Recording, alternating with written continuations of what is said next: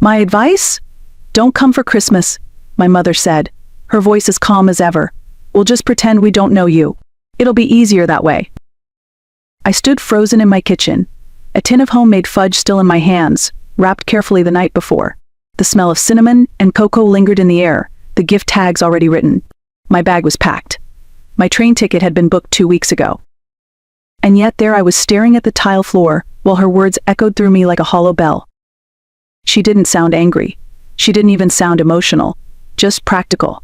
Like she was giving fashion advice or reminding me to buy paper towels. Like erasing me was just another task on her holiday checklist. I swallowed hard. Did I do something? No, sweetheart, she replied quickly, too quickly. It's not about you. It's just, you know how complicated things can get. With Jake bringing his fiancée, and Uncle Jim always asking questions, and you being, well, you know. It's just best. I didn't know what that meant. Me being what? A long pause. Then came the classic, it's just complicated. That was always her way of closing a door without slamming it. Gentle on the surface, sharp underneath. Okay, I said, just that. No questions, no begging. I set the tin of fudge down slowly and walked to the window. Outside, a soft December snow was beginning to fall. The world looked quiet and clean, like it hadn't heard what I just did. That's when I knew this year would be different. Not because I was excluded, but because I was finally done pretending I ever belonged. My name is Lauren Brooks. I'm 32 years old, an administrative assistant at a nonprofit in Boston. I've spent most of my adult life trying to be what everyone needed: reliable, helpful, quiet, the one who sends birthday cards, the one who shows up early, the one who never complains. But that day, standing in my kitchen with a tin of fudge meant for people who didn't want me around, something in me shifted. It wasn't just sadness. It was clarity. If my presence could be erased that easily, then maybe I had never really been seen in the first place. Growing up, I was always the miracle. That's what my mother used to call me when we visited neighbors or church friends. Our little blessing, she'd say with a smile, wrapping an arm around my shoulders. I was adopted at birth, brought into their home when doctors told them they might never have children. For a little while, I believed the title was real. Then Jake was born. 2 years younger, their biological son. The one who inherited Dad's eyes and Mom's sense of humor. The one whose milestones were documented in photo albums while mine were scribbled in the back of a drawer. After Jake, I wasn't the miracle anymore. I was just Lauren, quiet, dependable Lauren, the helper, the placeholder. I didn't throw tantrums. I didn't make demands. I said thank you for hand-me-down clothes and clapped the loudest when Jake made varsity. I helped with dishes, made honor roll, and got into college on scholarships. I worked 2 part-time jobs through school and never once asked for help. And every holiday I still came home with gifts, baked goods, and the hope that maybe this time I'd feel like I mattered. I even sent money. After my dad passed away, I started wiring a portion of my year-end bonus to help my mom with the mortgage. I never mentioned it, never asked for credit. It was just what you do for family, right? Except somehow I never really felt like family. The only person who ever made me feel like I truly belonged was my grandmother, Evelyn Harper. My mom's mother. A woman who didn't believe in performance or pretense. She was the first to notice that I preferred books to dolls, the one who sent me handwritten letters even when I lived 20 minutes away. She called me her quiet light. When I graduated college, she pulled me aside, pressed her old ruby ring into my palm, and whispered, "Blood doesn't define love." I never forgot that. Evelyn saw me. The way I hung back at gatherings. The way I was always asked to take the photos but never be in them. The way my name sometimes appeared last minute on gift tags if it was there at all.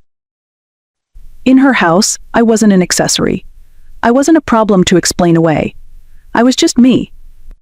But in my mother's home, everything was about appearances. Jake's girlfriend had to look perfect in photos.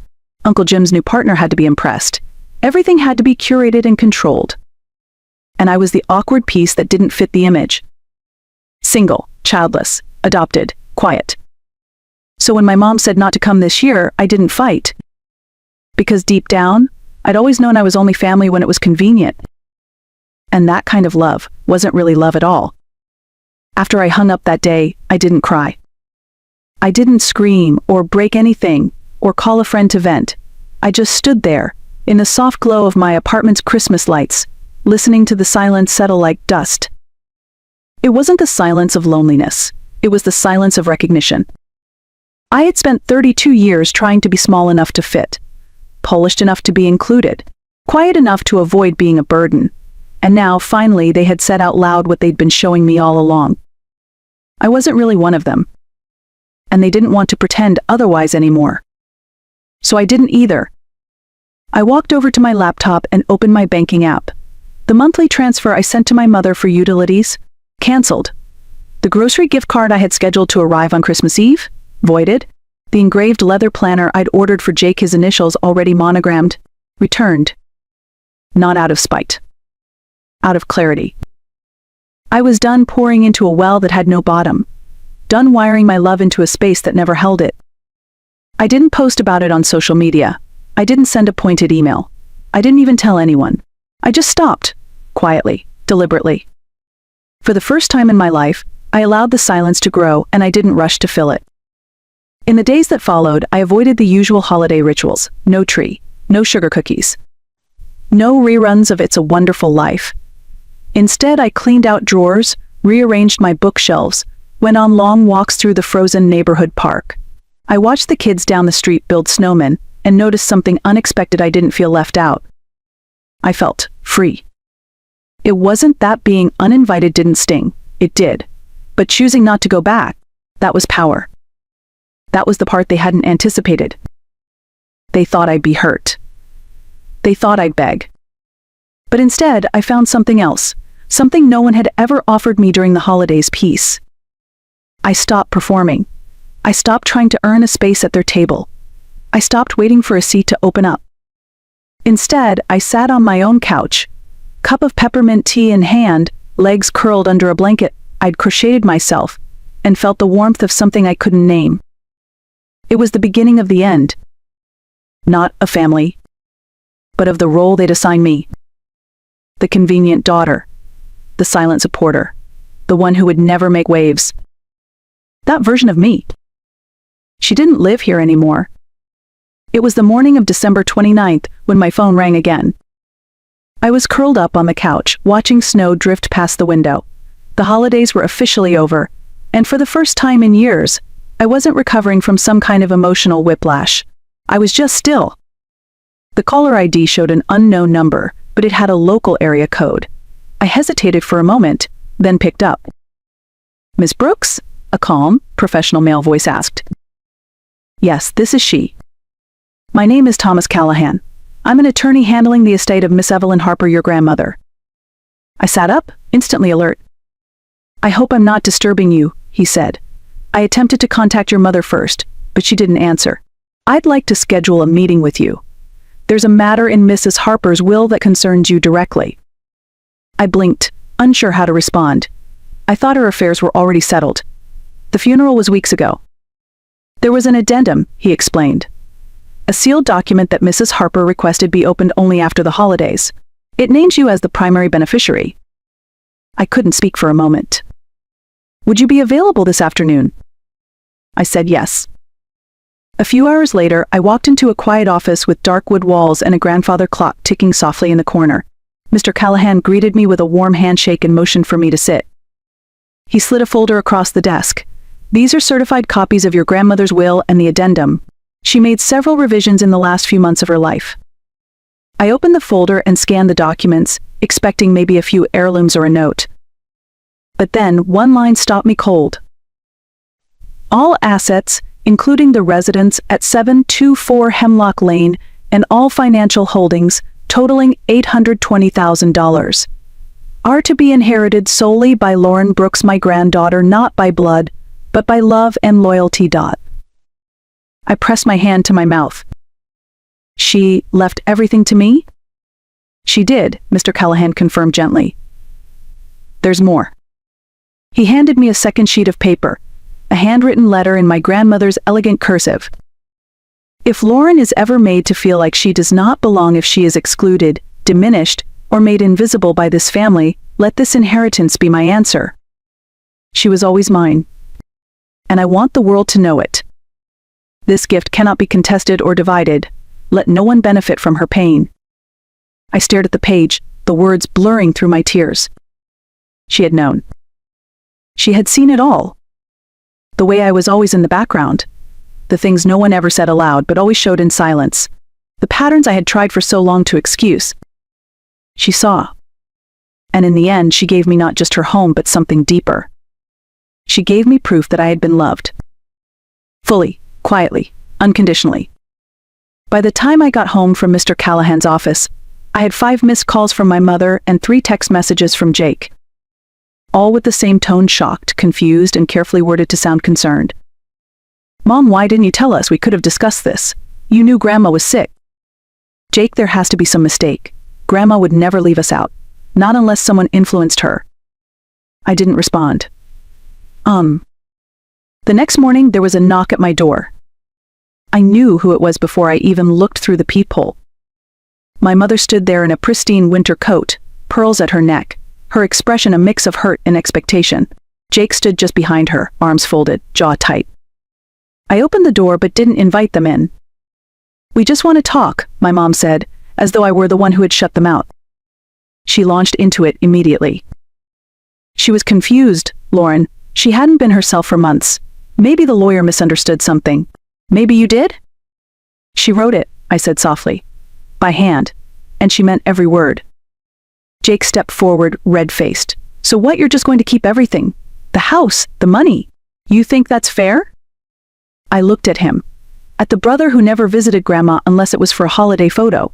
Who never helped drive her to appointments or listen to her talk about old books or garden plans. "She left it to me," I said. "She knew what she was doing. And she made it legally final." "You're being selfish," my mom snapped, her tone turning sharp. That word. After years of giving without asking, of folding myself small to make room for them, now I was selfish? "No," I said clearly. "I'm being honest." They stared at me, as if waiting for me to break, to backtrack, to offer to split everything down the middle, just to keep the peace. But I wasn't here to keep the peace anymore. "She saw me," I continued, "when none of you did. And she gave me what I had never been given, a place, a home, a name spoken with love." My mother's mouth opened, then closed. Jake glanced at the floor. I didn't raise my voice. I didn't slam the door. I just let it click shut behind me. And for the first time since childhood, the silence that followed didn't feel empty. It felt like mine. No longer borrowed, no longer conditional. Just mine. And I was done apologizing for claiming it. 2 weeks later, we met again, this time not at my front door, but in Mr. Callahan's office. They had requested the meeting to clarify misunderstandings, though everyone in that room knew exactly what this was. My mother arrived dressed like she was attending a luncheon fundraiser, flawless makeup, pearl earrings, her voice syrupy sweet. Jake wore a stiff gray suit that didn't quite fit, his expression stuck somewhere between disbelief and quiet fury. I walked in wearing a simple navy blouse and jeans, no makeup, no pretense, just me holding a single sheet of paper, my grandmother's letter, in my bag. Mr. Callahan started the meeting with calm professionalism. He restated the terms of the will and the addendum, emphasizing that the inheritance was final, legally binding, and non-negotiable. My mother smiled politely. "We're not here to fight," she said, folding her hands. "We just hope Lauren might reconsider, out of fairness." Fairness. The word tasted bitter in my mouth. Fairness had never come up when I was asked to take the photos but not be in them. It hadn't mattered when I ate alone on Christmas, or when Jake's name was written beautifully on a gift box, while mine was scribbled in marker. Fairness, I repeated. "That's what this is about now." Jake looked up. "We're still family," he said. "This doesn't have to tear us apart." I met his gaze and spoke slowly. Family doesn't ask you to disappear because you're inconvenient.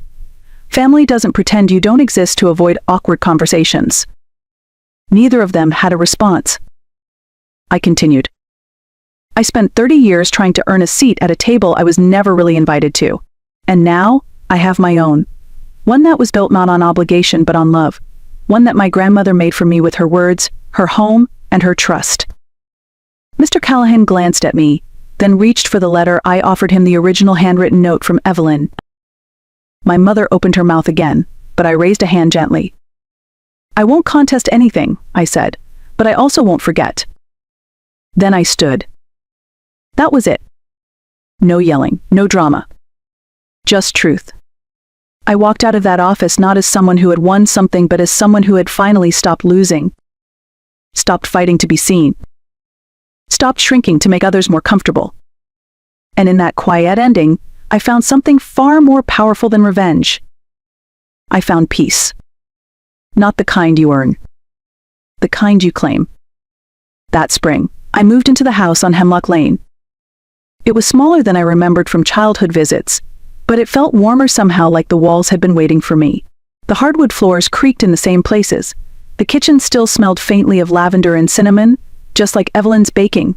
And in the corner of the living room sat her old armchair facing east, where the morning sun always touched first. I kept it exactly where it was. Not as a monument, but as a reminder. The ring she gave me stayed on my finger, not as a symbol of wealth, but of something more enduring: her belief in me, her quiet loyalty that no one could rewrite. Some weekends, I gardened. Other times, I read for hours. Sometimes I did absolutely nothing at all. And for the first time in my adult life, I didn't feel like I had to earn my rest. I didn't need to host dinners that no one would attend. I didn't need to chase approval that would never come. I simply lived. The holidays rolled around again, as they always do, but this time I didn't wait for an invitation that never meant anything. I lit a candle. I made a small meal. I placed a sprig of rosemary by the window and whispered, "Thank you." And I felt her with me, not in grand gestures, but in the stillness. In the light on the floorboards.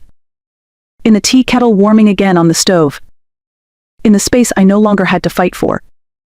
People think revenge has to be loud, that it has to be filled with shouting, slam doors, and dramatic declarations. But I've learned that the most powerful kind of justice is quiet. It's walking away without making a scene. It's choosing peace over performance. It's refusing to shrink for people who only ever wanted a smaller version of you. I didn't call my family after that meeting, and they didn't call me. Eventually, through a distant cousin, I heard that Jake was bitter. That my mother told her church friends there had been a misunderstanding with the will, that they were blindsided. Maybe they were, but not by me. They were blindsided by a truth they never wanted to face. That the daughter they treated as disposable was the only one their own mother trusted with everything. And so, to anyone out there who has ever been told you don't belong, remember this. You do. Even if they don't see it, even if they never say your name, you can still choose to see yourself. And sometimes, the most powerful thing you'll ever say is nothing at all. If this story touched something in you, leave a comment. Share it with someone who needs to hear it.